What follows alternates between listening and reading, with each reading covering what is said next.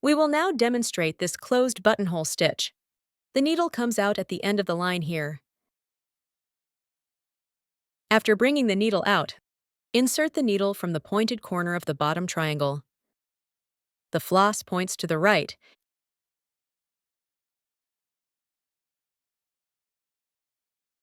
and the needle points upwards.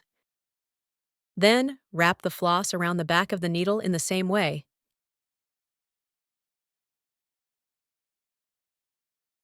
And pull the needle out. Okay? Then, place the needle in the middle position. Re-embroider a vertical stitch.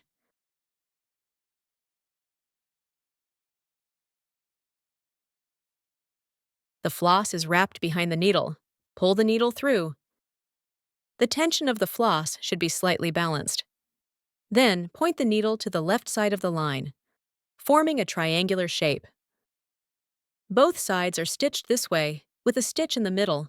We can move the needle up a little, which makes it easier to pull the needle through.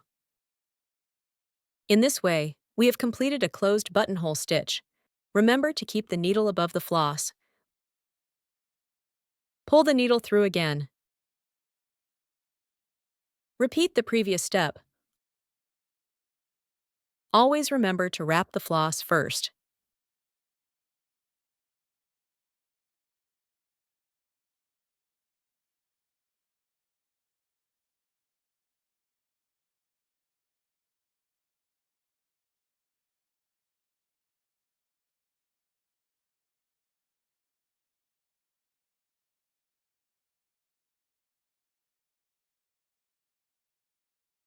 Okay? After finishing the last stitch, insert the needle at its original position. In this way, we have completed this stitch.